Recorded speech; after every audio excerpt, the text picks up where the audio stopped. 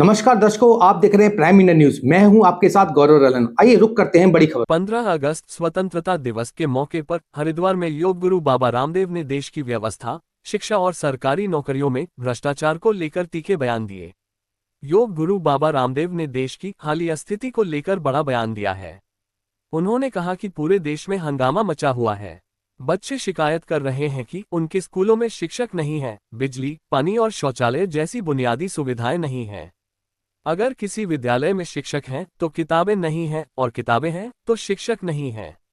साथ ही paper leak मामले को लेकर बाबा रामदेव ने शनिवार को हरिद्वार में कहा कि कुछ जगहों पर नकल चरम पर है तो कहीं पेपर ही लीक हो जाता है।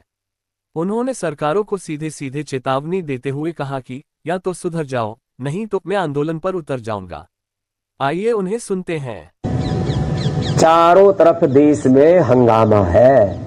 छोटे छोटे स्कूल कॉलेजों से बच्चे निकल रहे हैं कि हमारे यहाँ टीचर नहीं है, हमारे यहाँ लाइट नहीं है, हमारे यहाँ पानी नहीं है, हमारे यहाँ शौचालय नहीं है, हमारे यहाँ टीचर है तो किताबें नहीं है, किताबें हैं तो टीचर नहीं है, और टीचर है तो पढ़ाई में नकल हो जाती है, कहीं पेपर लीक हो जाता है। और पेपर पास भी कर लिया, 10वीं 12वीं का बोर्ड एग्जाम भी दे लिया तो 10वीं 12वीं के जो एग्जाम के मार्क्स हैं वो कहीं जुड़ते ही नहीं है।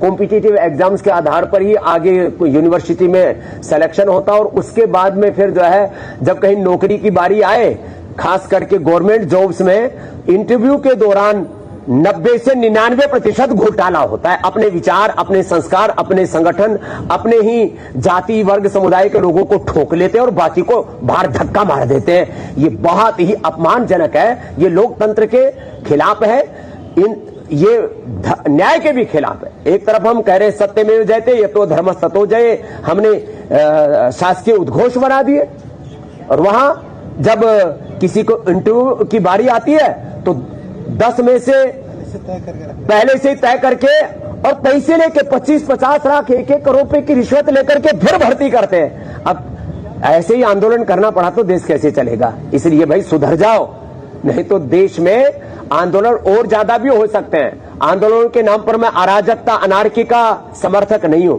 लेकिन भाई ये बात तो जरूर है, देश में घपला भी बहुत है। ये घपले ठीक कर लो, नहीं तो कोई ऐसा ना हो कि बाबा रामदेव को दोबारा आंदोलन करना पड़े। पश्चिम बंगाल सरकार के 100 दिन पूरे हो गए गुरुजी। पश्चिम बंगाल सरकार के थैंक यू। अब पूजा आचार्य जी बात करना बोल दो। तो दर्शकों, ये थी अब तक की सबसे बड़ी खबर। आप देखते रहिए प्राइम इंडिया न्यूज। नमस्कार।